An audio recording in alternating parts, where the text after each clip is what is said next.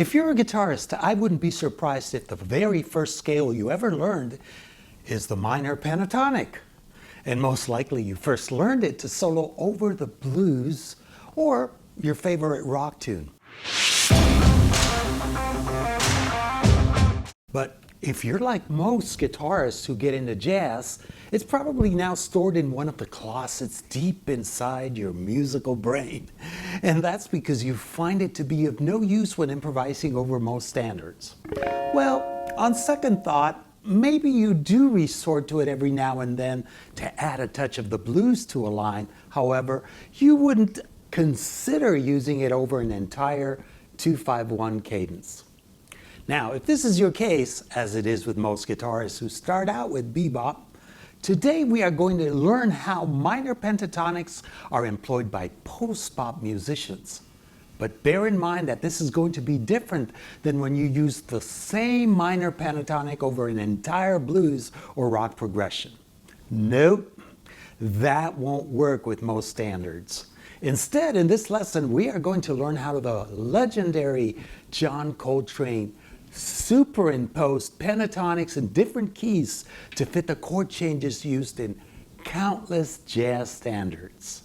But before I teach you the procedure, I want you to get an idea of what it sounds like when I superimpose minor pentatonics over all the changes to all the things you are. I'm Richie Zellin, and I want to welcome you to the Jazz Guitar Channel.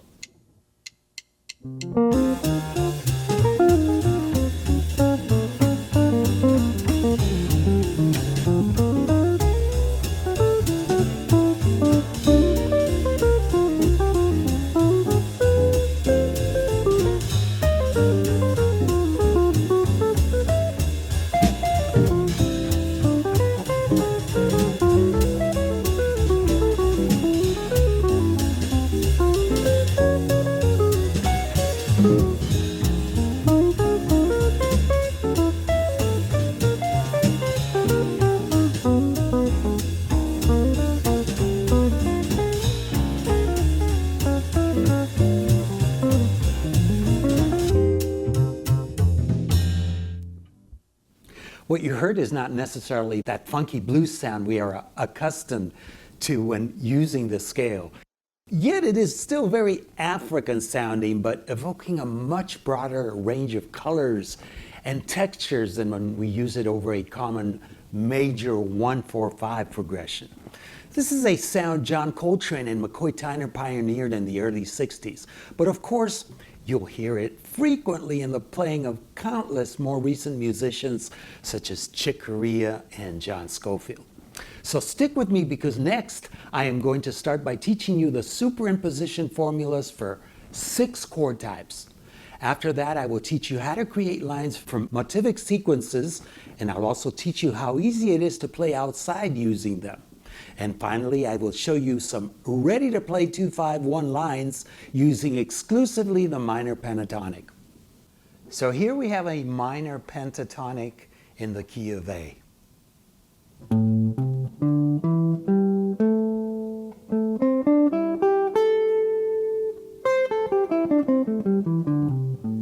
So root, flat 3, 4, 5, flat 7, and again root. Now let's learn how to superimpose this pentatonic over a 2-5-1, also in the key of A.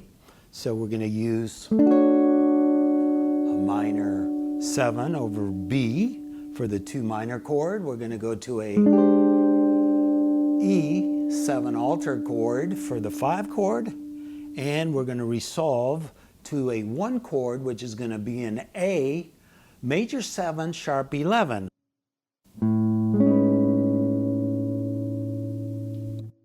So for the first chord, the 2 minor chord, we always want to start the superimposition over the 5th degree of the chord. So if we're playing a B minor, its 5th would be F sharp, and that's where we would start our minor pentatonic.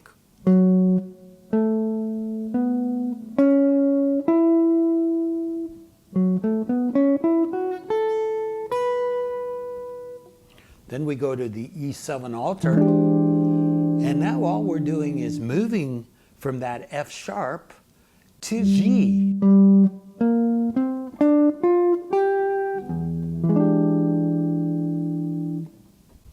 Then we're going to take it to the final chord, the A,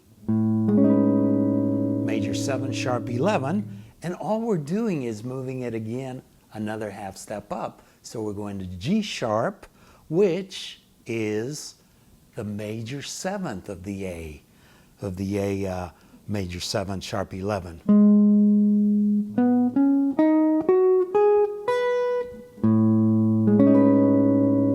So in conclusion, we have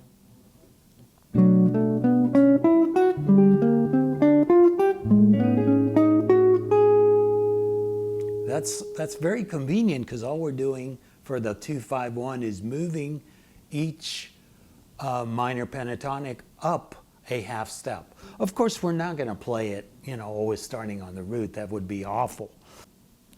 So another superimposition that we use with this minor pentatonic is an alternative for the 1 major 7 chord, and we can start it over the 6th degree of the chord, which in the case of A major 7 would be F sharp. So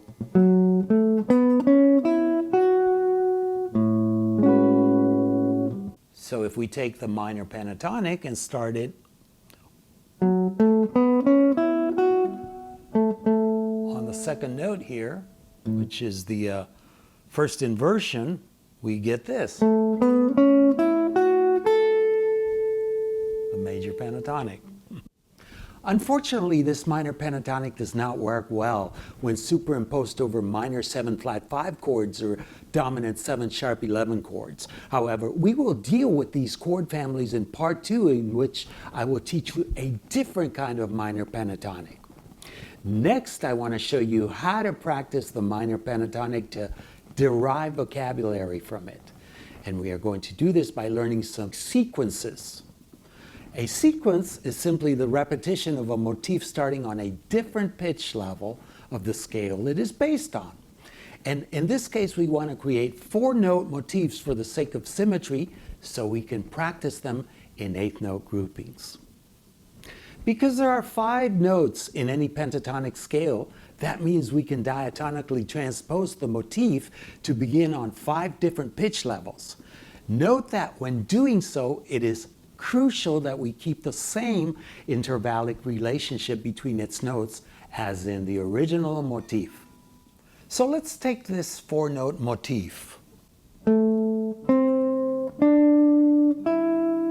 Simply root, flat 3, 4, 5.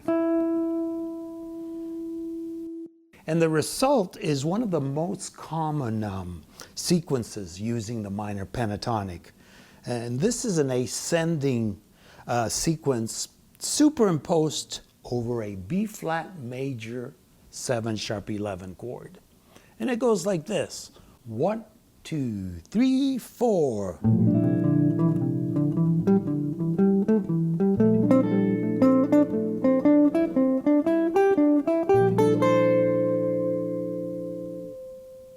And note that the motif to be sequenced can be comprised of any 4 notes from the scale and combined in any order.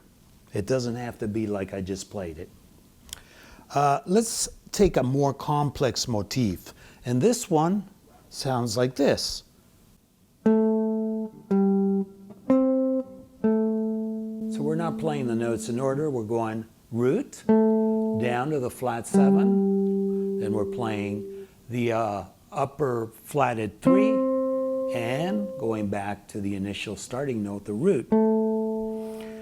So here's a descending sequence using this motif, superimposed this time over an F sharp 7 sharp 9, or altered dominant chord.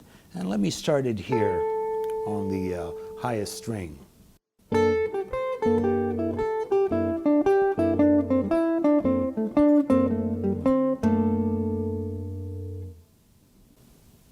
Now, if a chord lasts for more than a measure, it is very easy to play outside using any of these sequences. And all we have to do is apply some side slipping to every other motif. And this simply means that we play every other motif either half step above or below the key and then return to it. And let me show you while I superimpose this same sequence that I just played previously, this time over a D minor 7.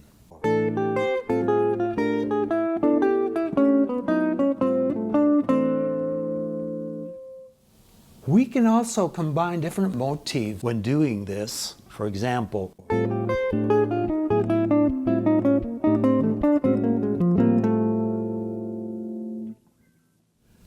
playing outside using pentatonics is especially useful over modal tunes where the same chord is held for several measures. As a matter of fact, this is what Coltrane did over impressions. And here is a short sample demonstrating how I apply this.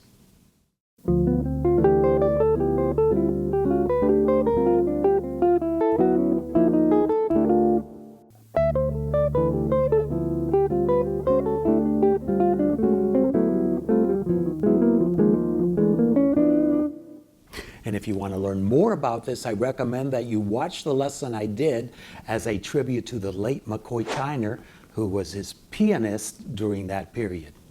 In that video, I demonstrate what McCoy was doing over impressions in terms of his unique left-hand chord voicings. Another lesson I think you'll find interesting is how to play over rhythm changes using pentatonics to play outside. And I will put links to both videos in the info section below. Next, I want to show you some ready-to-play 2-5-1 lines combining different minor pentatonic motifs. But before I do, if you're interested in really getting the most out of this concept, I want to take a moment to tell you about the study package you can download. It includes a PDF with all the superimposition theory in this lesson well explained, as well as 10 minor pentatonic ascending and descending sequences in regular notation in tab. Also 8 2-5-1 lines in regular notation in tab, as well as MP3s of me playing all of them. I also include a superimposition map of all the minor pentatonics I used over the changes to All the Things You Are at the beginning of the video. Finally, a band in a box file is included with all the lines, and also a MIDI file which you can open up with the free app MuseScore if you don't own Band in a Box. And this will allow you to loop and slow down and even transpose all the lines to any key. All of this is available for download for a nominal contribution from jazzguitar.richiezelland.com/premium, and you will find it under the mini courses section. All these phrases are mainly a mix of motifs from the sequences in the PDF. And this first phrase is over a 2-measure 2-5-1 in A. It goes like this.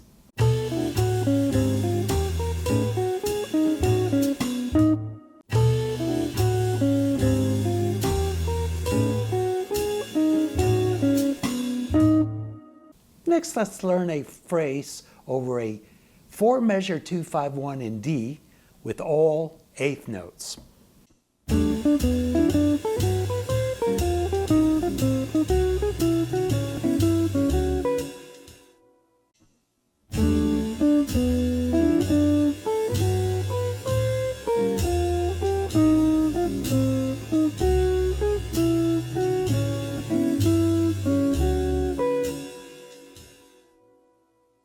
Now, let's play the same line, but assign different rhythms to the notes.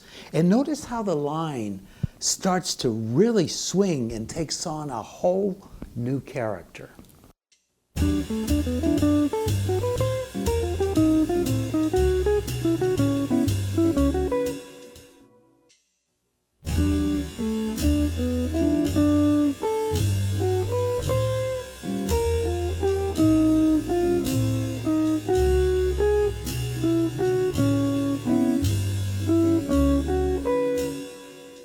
hope the info in this lesson will come in handy.